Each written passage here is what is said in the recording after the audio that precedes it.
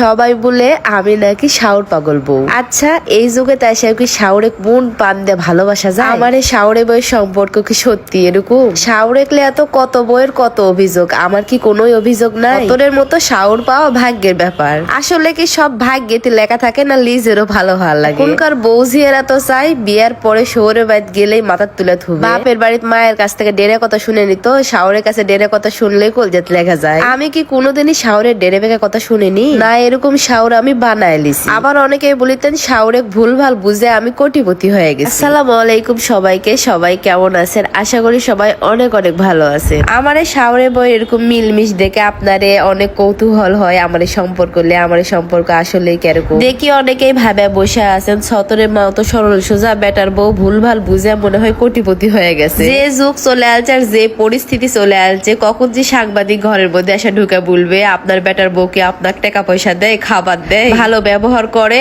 না খালি ভিডিও দেখানোর জন্য এরকম করে। ভাইরে ভাই, সাংবাদিক ভাইরে আগে কয়ে তুত্তি আমি যে না ইনকাম করেছি জিং করে খাই না কেন শাওরের জমিন বাড়ি দেয় আছে। আমি জীবনে যা ইনকাম করেছি যা কিছু করেছি সবকিছু আমার শাওরের জন্য। আমার কোনো আলাদা ক্যাশ নাই, যেহেতু আমি চাই যে এক কাপড়ে বাড়িতে আমি ঢুকেছি আর এক কাপড়ে বাড়ির থেকে চলে যাবো। যদি মনের মধ্যে অনেক কিছু থাকলো নি তাহলে হয়তো বা আমি শাওরের জমিন বাড়ি কোনোদিনই দিনও না। আসলে ভালোবাসা লাগে কেন করে জানেন? মনের থেকে যদি ভালোবাসবার না পারেন তার জন্য কোনো কিছুই করে পারবেন না। এখনকার বউঝেরা তো চায় যে স্বামীকে আলাদা খাবে, আলাদা জায়গা থাকবে, আরামে থাকবে, ঝামেলা লিবে না। আর সেই যুগে তাই এসে আপনার সতরা পাচায় যে কয়দিনই বা বাঁচবো, সব কিছুই আমার শাওরের নামে থাক, শাওর সুখে থাকুক। কারণ আমার শাওর জীবনে বহুত কষ্ট করেছে, বহুত পরিস্থিতি শিকার হচ্ছে। বাকি জীবনটা আমি চাই আমার শাওর খুব ভালোভাবে কাটাক, কব্বরে তার এলে লিয়া চলে যাবে না, আমরাই খাবো আমরাই থাকবো। ভবিষ্যৎ আহামরি চিন্তা ভাবনা করি না আমি যদি ভালো হই তাহলে আমার বেটার বউ ভালো হবে আর আমাকে এইভাবে খুবই তাকে ভালোবাসবে,